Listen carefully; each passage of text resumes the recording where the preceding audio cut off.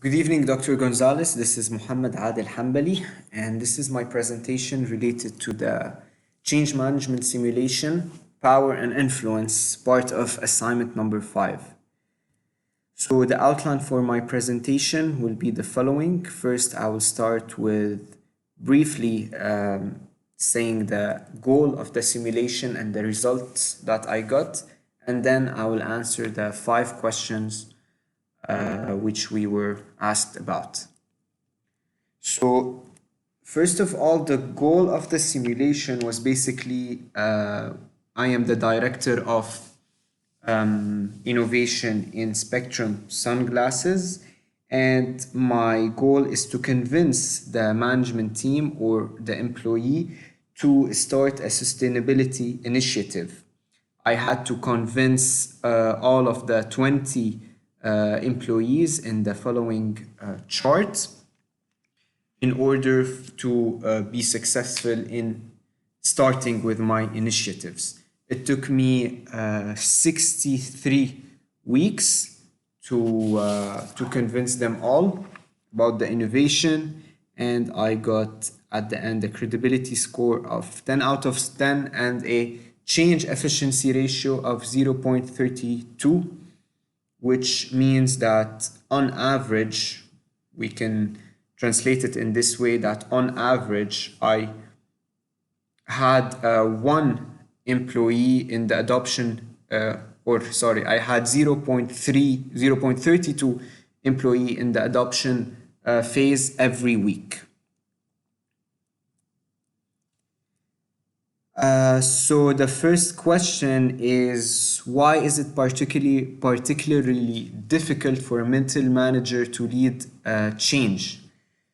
Well, I realized from the simulation or from real life experience that middle level managers don't have real authority to give orders or commands. They always have commands or orders coming from up, from the senior managers, and they have to deal with the problems or issues that are rising up to them from the frontline employees. So they are really stuck in the middle. They cannot give orders to go with the initiatives. For example, they need to have good leadership skills. They need to be a true leader in order to lead all the employees or the organization and guide them into the change. They cannot impose it. They really need to guide or lead it. So, and also from the simulation, taking some decision, I made some mistakes in some decision, and then I realized that really I should be very cautious in my decisions or my actions, which is translated in real life. Be very cautious in the actions that a middle level manager do, to not offend the senior managers sometime. So moving on to the second question, when or why did you lose credibility and what did you do to gain it back? I lost the credibility the first time on the week 25 when I decided to tell a success story. And at this moment, my credibility came down from 10 to 9, and I got the news that no one was willing to listen to my success story since it was timed improperly. And here I tried just to imagine it in a real life situation, that it's still the beginning, and at that time I still didn't have much employees adopting or really supporting my initiatives to tell a success story. So no one was really interested in that success story, and that's why I lost credibility. So then to gain again my credibility, I held a town hall meeting to gain back the credibility up to 10. And then starting from week 33, things went really bad, if I can say so. And this is where I started to feel that something is not going right. Am I doing something wrong? What should I do? It's here where the panic really started. At week 33, I decided to post a progress report. So again, my credibility went down from 10 to 9. The news said my progress report were not reviewed and I have lost credibility. So then I walked the talk and I gained back the credibility up to 10. And then I decided to build a coalition. And here my credibility went down to 9, sorry. I tried to privately comfort Resistor. I started with Luke Filler, but I failed. He was not interested in listening to me. I tried to gain back the credibility by holding a town hall meeting, but unfortunately my credibility went down to 8.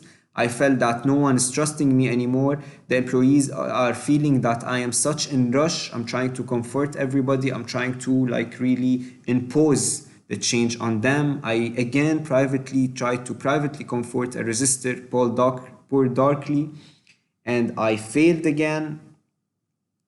And then finally Andrew Shen, I tried to comfort him and he still resisted and was actually upset and unconvinced by my discussion.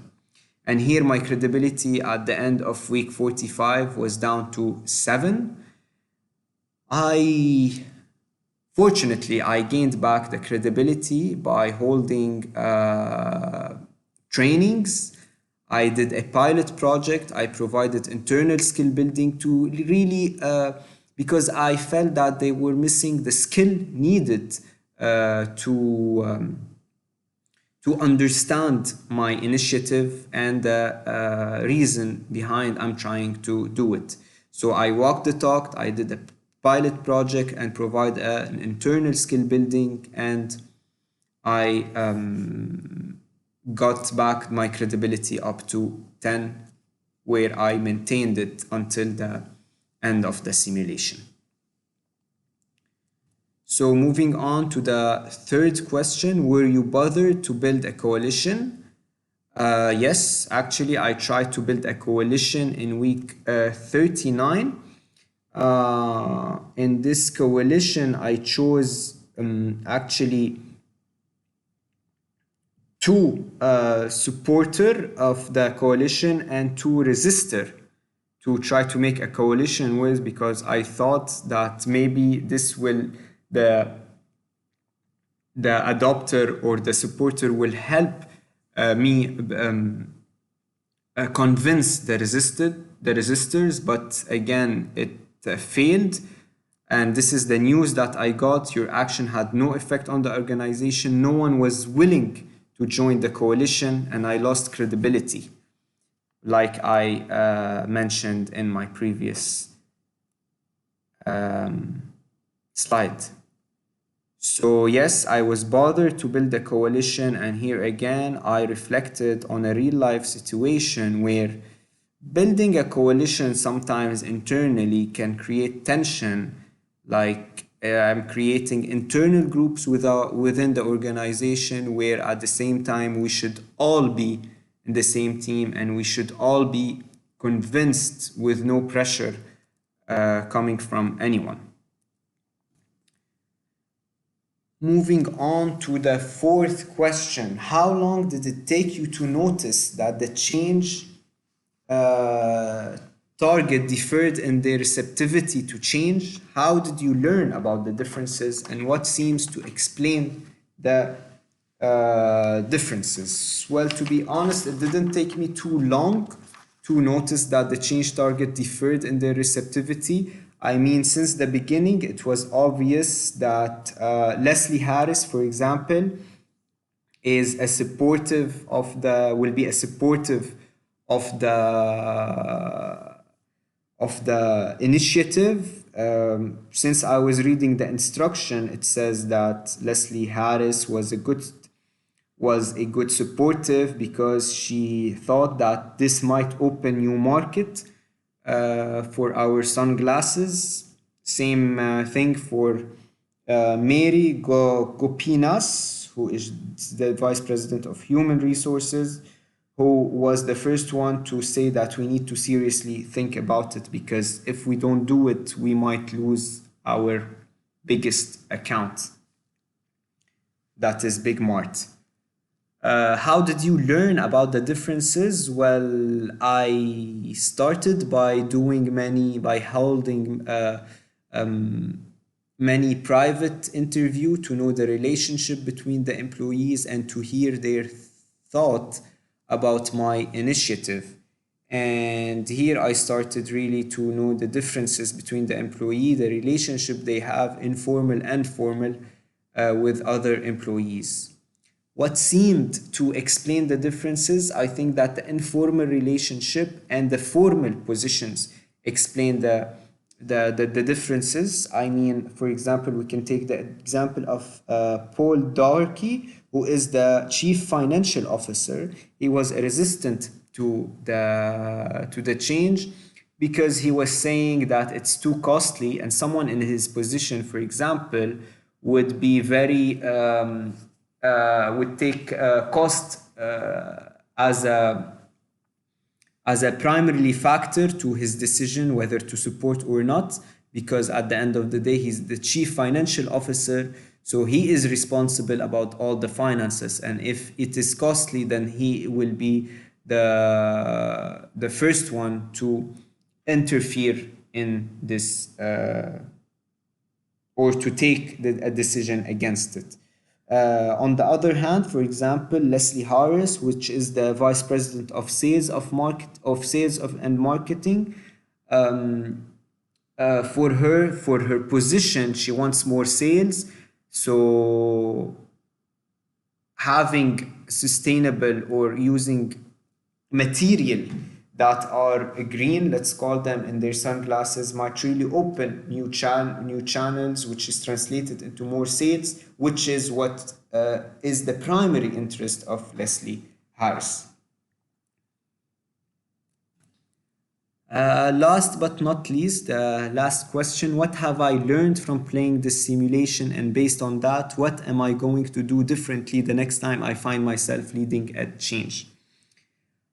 Well, obviously, the first thing that I realized that it is not easy to lead a change, and especially if you are a middle level manager, you should be very cautious in taking the actions, and there is really no correct way of doing so. I feel that it really depends on the character, on the charisma of the person trying to lead the change.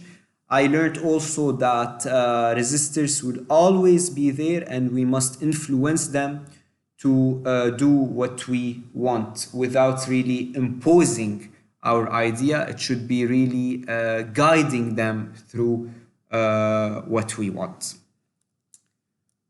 Um, Basically, that was it. Thank you for taking your time to listen to my presentation. I hope it was clear, and I wish you a very good day. Thank you.